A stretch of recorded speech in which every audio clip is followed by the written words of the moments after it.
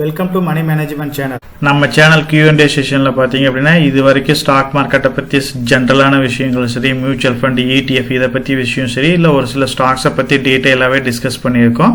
அதில் இருக்கிற டவுட்ஸும் முடிஞ்ச அளவுக்கு நம்ம டிஸ்கஸ் பண்ணியிருக்கிறோம். இப்போ நம்ம சேனல் சப்ஸ்கிரைபர் ரஞ்சித் முருகேஷன்றவர் அவரோட போர்ட்ஃபோலியோவை சென்ட் பண்ணியிருக்காரு. ஸோ இது அவர் லாங் டேர்ம் டார்கெட்டாக வச்சு நிறைய ஸ்டாக்ஸ் ஐடென்டிஃபை பண்ணியிருக்காரு. அவர் நம்ம டிஸ்கஸ் பண்ண மாதிரி 1 crore டார்கெட்டாக வச்சு இப்போ அவர் இன்வெஸ்ட் பண்ணிட்டு இருக்காரு. ஸோ அந்த லிஸ்ட் ஆஃப் ஸ்டாக்ஸை பொறுத்த வரைக்கும் பார்த்தீங்க அப்படின்னா அவர் 6 lakh வரைக்கும் இன்வெஸ்ட் பண்ணியிருக்காரு. அந்த 6 lakhsல 2 lakhs பக்கமாக ப்ராஃபிட் இருக்கிற மாதிரி சொல்லியிருக்காரு. ஸோ இது லாங் டைமுக்கு சூட்டபுளான ஸ்டாக்ஸ் அப்படின்ற மாதிரி அவர் கேட்டிருக்காரு. ஸோ அவர் வச்சிருக்கிற ஸ்டாக்ஸ் அப்படின்னு பார்த்தீங்க அப்படின்னா அமரராஜா அண்ட் மொபைலிட்டி இருக்குது, பஜாஜ் ஆட்டோஸ் இருக்குது, பெல் இருக்குது, CDSL இருக்குது, HDFC பேங்க் இருக்குது, ICICI பேங்க் இருக்குது, இந்தியன் ஹோட்டல் இருக்குது, ITC இருக்குது, ஜியோ ஃபினான்சியல் சர்வீசஸ் இருக்குது, L&T இருக்குது, நெஸ்லே இந்தியா இருக்குது, நெட்வெப் இருக்கு, ரிலையன்ஸ் இருக்கு, RVNL, Sun Pharma, Tata Motors, Tata steel, TCS, Titan, BBL. So இது எல்லா ஸ்டாக்ஸும் அவர் இன்வெஸ்ட் பண்ணியிருக்காரு.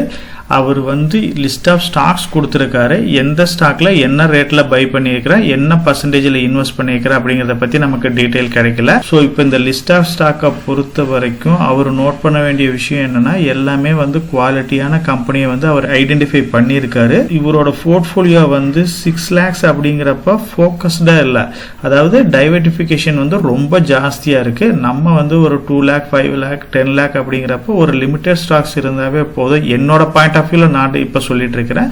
ஸோ முடிஞ்ச வரைக்கும் ஸ்டாக்ஸ் குவாலிட்டியான ஸ்டாக்ஸா இருந்தாலும் ஃபோக்கஸ்டா இருந்தால் இன்னும் நல்ல ஒரு வெல்த்தை அவரால் கிரியேட் பண்ண முடியும். நம்ம சேனல்லையே பார்த்தீங்க அப்படின்னா டீட்டெயிலாகவே அதை பற்றி பேசியிருக்கோம். ஸோ அவர் இப்போ எடுத்திருக்கிற ஸ்டாக்ஸ், அதாவது Tata Motors, ICICI, HDFC bank, ITC, Reliance industry, TCS, Amara Raja, Tata steel, Bajaj auto, Sun Pharma, L&T, Bharat electronics, CDSL இது எல்லாமே குவாலிட்டியான ஸ்டாக்ஸ். ஆனால் என்ன ரேட்டில் பை பண்ணியிருக்கிறாருன்னு தெரில, என்ன பர்சன்டேஜில் ஒவ்வொரு ஸ்டாக்குக்கும் வெயிட்டேஜ் கொடுத்துருக்காருன்னு தெரில. ஆனால் இந்த ஸ்டாக்ஸ் எல்லாமே குவாலிட்டியான ஸ்டாக்ஸ். அதே மாதிரி பார்த்தீங்க அப்படின்னா Nestle India, Indian hotel, Titan company, Varun beverages, Jio financials, Netweb technologies இது எல்லாமே குவாலிட்டியான ஸ்டாக்ஸாக இருந்தாலும் எந்த ஒரு ஸ்டாக்கையும் ஒரு பர்டிகுலர் ரேட்டில் தான் வாங்கணும். ஸோ இப்போ நீங்கள் TCSே இருந்தாலும் இன்ஃபோசிஸே இருந்தாலும் ஓவர் வேல்யூஷன் கொடுத்து வாங்கிட்டோம் அப்படின்னா நமக்கு அது எந்த ஒரு யூஸும் இல்லை. ஸோ அதனால ரேட் ஆஃப் பர்ச்சேஸ் ரொம்ப இம்பார்ட்டன்ட். ஒரு நல்ல கம்பெனின்றதுக்கோசரம் ஓவர் ப்ரைஸ் கொடுத்து நம்ம பை பண்ணிடக்கூடாது.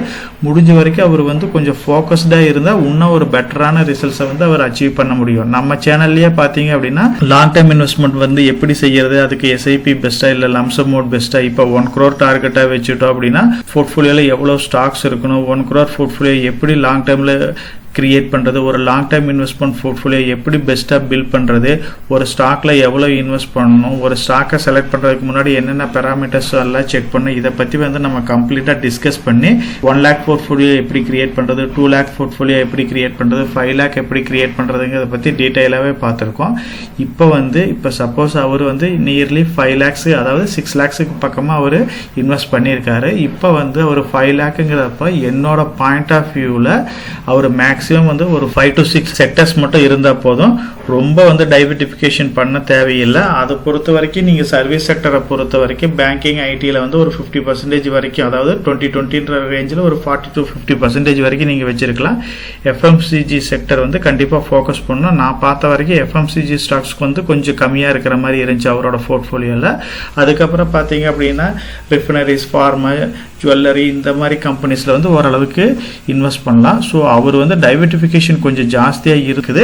அவரோட ஸ்டாக்ஸ்லேயே செலக்ட் பண்ணியிருக்கிற ஸ்டாக்ஸ் எல்லாமே பெட்டரான ஸ்டாக்ஸாக இருக்குது. அட்ராக்டிவான வேல்யூஷனில் இருக்கிற ஸ்டாக்ஸில் ஓரளவுக்கு இப்போதைக்கு ஃபோக்கஸ்டாக இருக்கலாம். அவர் ஒரு 25 lakh, 50 lakh இந்த மாதிரி போகிறப்ப கொஞ்சம் டைவர்டிஃபிகேஷன் கொண்டுட்டு போகலாம். அது வரைக்கும் கொஞ்சம் ஃபோக்கஸ்டாகவே இன்வெஸ்ட் பண்ணிட்டு வரலாம். நம்ம இந்த அளவுக்கு ஒரு 25 ஸ்டாக்ஸ் அப்படிங்கிறப்போ ஒரு பெரிய போர்ட்ஃபோலியோ பில்ட் பண்ணுறப்ப நமக்கு இந்த அளவுக்கு ஸ்டாக்ஸ் இருந்தால் போதும். இப்போதைக்கு ஓரளவுக்கு லிமிடெட் ஸ்டாக்ஸ் இருக்குது, பெட்டரான ஆப்ஷனாக இருக்கும். ஸோ நீங்கள் ஒரு ஹியூஜான போர்ட்ஃபோலியோ பில்ட் பண்ணணும் அப்படின்னா நம்ம சேனல்லேயே போர்ட்ஃபோலியோ அப்படின்னு ஒரு பிளேலிஸ்ட் இருக்குது. அதை ரெஃபர் பண்ணீங்க அப்படின்னா உங்களுக்கு கம்ப்ளீட் டீடைல்ஸ் கிடைக்கும். ஸோ இப்போ 1 lakh போர்ட்ஃபோலியோவுக்கே நம்ம ஒரு சில பேராமீட்டர்ஸ் எல்லாமே டிஃபைன் பண்ணியிருப்போம். அதாவது செக்டர் அலோகேஷன் கண்டிப்பாக இருக்கணும். இப்போ ஒரு 5 lakhs இருக்கிறதுனால நம்ம ஒரு 5 to 6 செக்டர்ஸ் இருந்தால் போதும் அப்படின்றோம். இதே நம்ம 1 crore டார்கெட்டாக வச்சு போனோம் அப்படின்னா நமக்கு வந்து ஒரு நல்ல செக்டர் டைவர்டிஃபிகேஷன் இருக்கணும். 10 to 15 செக்டர்ஸ் வரைக்கும் நம்ம அலோகேட் பண்ணலாம். ஸ்டாக்ஸை பொறுத்த வரைக்கும் டோட்டலாகவே வந்து நீங்கள் 1 crore ஒரு 30 to 40 ஸ்டாக்ஸ் வந்து இருந்தாவே போதும். முழுக்க இது வந்து என்னோட பாயிண்ட் ஆஃப் வியூவில் நான் சொல்கிறேன். ஸோ ஒவ்வொருத்தரோட பாயிண்ட் ஆஃப் வியூவும் கொஞ்சம் வேரி ஆகலாம். ஃபோக்கஸ்டாக இருந்தால் மட்டும்தான் வந்து நம்ம அந்த ஸ்டாக்ஸை வந்து ரெகுலராக வந்து ட்ராக் பண்ண முடியும்.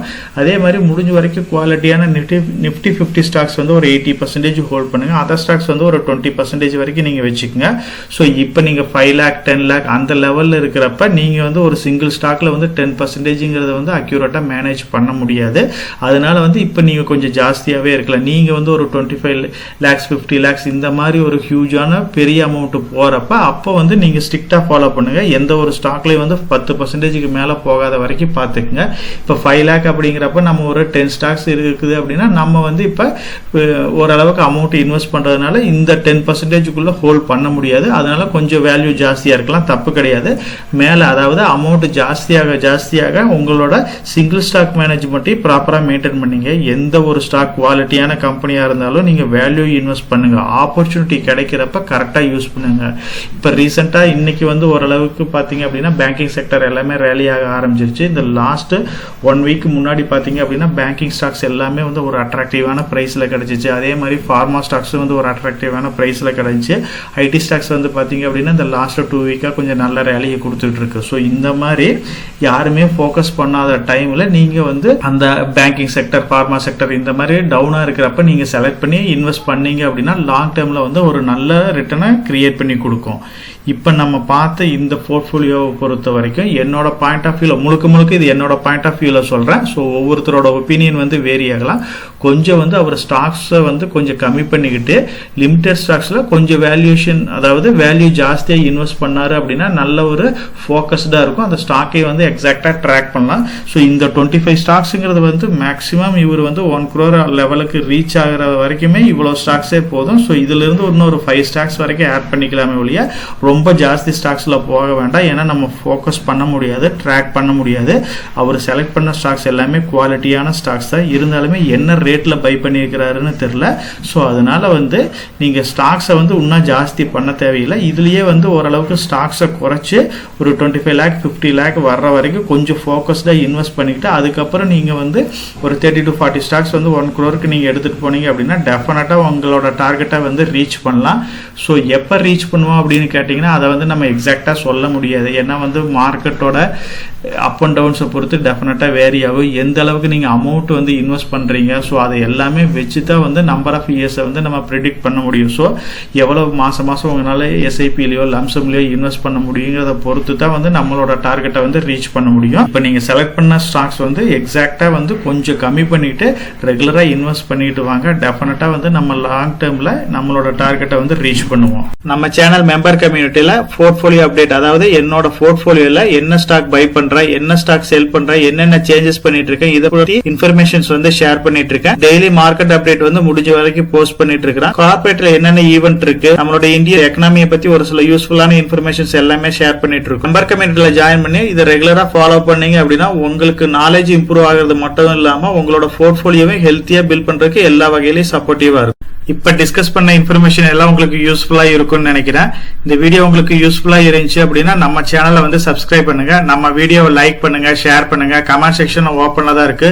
ஸோ இந்த வீடியோ பத்தி உங்களோட ஒப்பீனியன் என்ன, இதுல என்னென்ன டவுட்ஸ் இருக்கு அப்படின்னு நீங்க கமெண்ட் செக்ஷன்ல போஸ்ட் பண்ணீங்க அப்படின்னா உங்களுக்கு மட்டும் இல்லாம நம்ம வியூவர்ஸ் எல்லாத்துக்குமே நல்ல ஒரு சப்போர்ட்டிவா இருக்கும். நான் ஒரு செபி ரிஜிஸ்டர்ட் அட்வைசர் கிடையாதுங்க. நம்ம சேனலில் போடுற வீடியோக்கள் எல்லாமே வந்து பார்த்தீங்கன்னா எஜுகேஷனல் ஆர் இன்ஃபர்மேஷன் பர்பஸ்க்கோசரம் போஸ்ட் பண்ணுற வீடியோக்கள் தாங்க. இன்வெஸ்ட்மெண்ட்னா கண்டிப்பாக ரிஸ்க் இருக்கும். அதனால் நீங்கள் உங்கள் ஃபினான்ஷியல் அட்வைசர்கிட்ட டிஸ்கஸ் பண்ணியோ இல்லை நீங்களாக ஓன் டிசிஷன் எடுத்தோ இன்வெஸ்ட் பண்ணுங்கள்.